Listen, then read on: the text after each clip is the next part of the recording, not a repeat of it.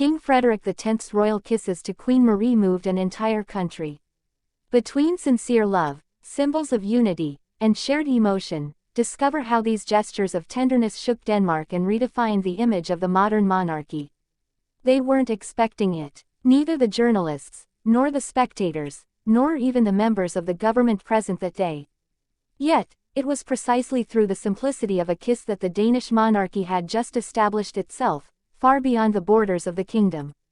In Copenhagen, before a cheering crowd gathered in Amalienborg Square, King Frederick X leaned gently toward his wife, Queen Marie, and placed a kiss on her lips.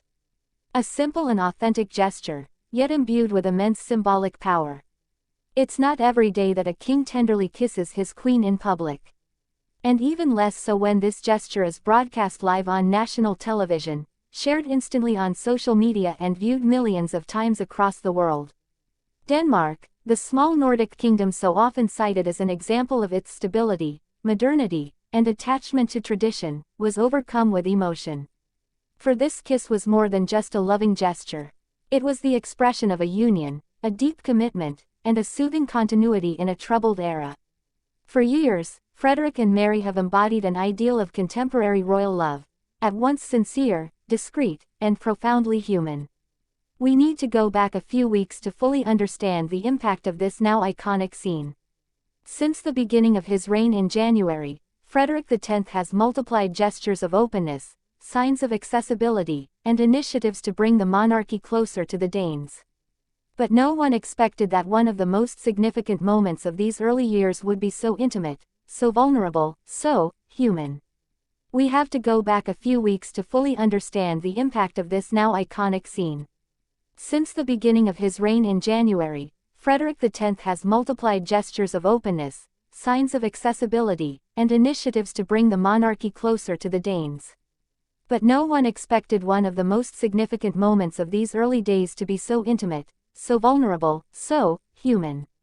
It was at the end of an official ceremony on the steps of the royal palace that King Frederick turned to his wife. That day, she was wearing a midnight blue dress, elegant and understated, matching the king's tie. They had just finished their speech of thanks to the Danish citizens, in which they spoke of their gratitude, their duty, and their hope for the future of the kingdom. Then, in a spontaneous gesture, Frederick took Mary's hand, looked her straight in the eyes, and kissed her.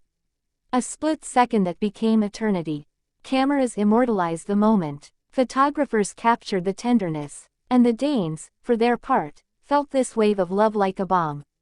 Reactions were swift. In the media, editorialists praised the heartfelt gesture, calling the king a monarch of tenderness. On social media, the hashtags #Frederick@Mary and #AmourRoyal exploded in popularity. Internet users shared touching messages. "Thank you for this humanity, a king who loves, a people who hope, this kiss was worth 1,000 words." But beyond the immediate emotion, this kiss raises a deeper reflection. What does such a gesture mean, in 2025, within the monarchy? In other times, such an outpouring might have been deemed inappropriate, out of place, or even contrary to protocol. But today, it seems to correspond to a new expectation, that of a close, sincere, and embodied royalty.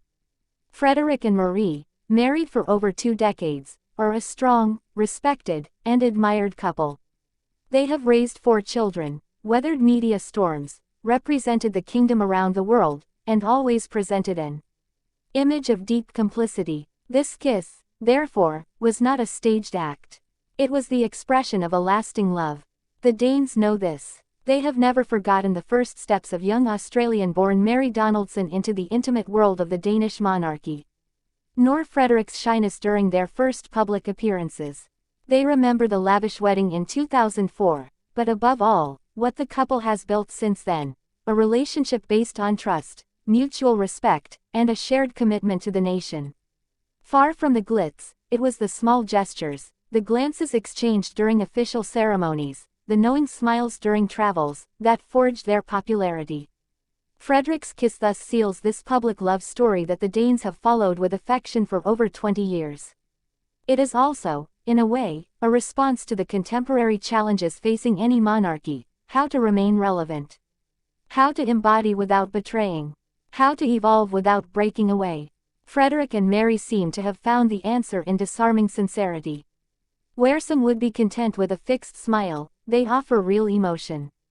The effect was immediate. In the following days, Danish newspapers ran headlines on the subject. Analysts debated, was this a turning point in royal communication? A deliberate or spontaneous gesture?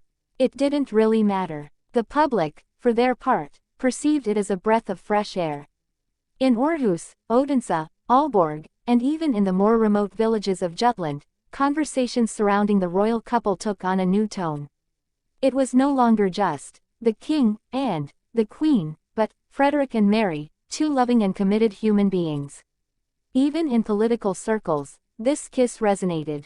Some left-wing MPs, traditionally critical of the monarchy, hailed it as a powerful image of unity and mutual respect.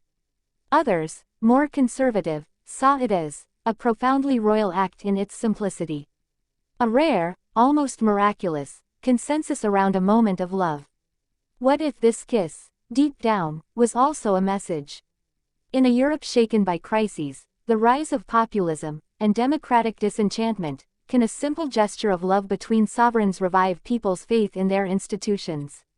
Can it remind us that behind offices, there are hearts? With this kiss, King Frederick didn't just kiss Queen Mary. He symbolically embraced an entire nation. It is still too early to measure the long-term impact of this moment. But one thing is certain, it will remain etched in our memories as one of the most significant moments from the beginning of Frederick X's reign. A scene which, like the royal wedding of 2004, is part of Denmark's romantic history. An image of gentleness in an often brutal world. Even though the spotlights have gone out, the crowd has dispersed, and routine has returned, the emotion remains. It's talked about in cafes, in schools, among families. We rewatch the video, we smile, we hope, because in that royal kiss, there was perhaps something essential, proof that, even at the height of power, love has lost none of its beauty. And you, do you think a simple kiss can change the perception of an entire monarchy?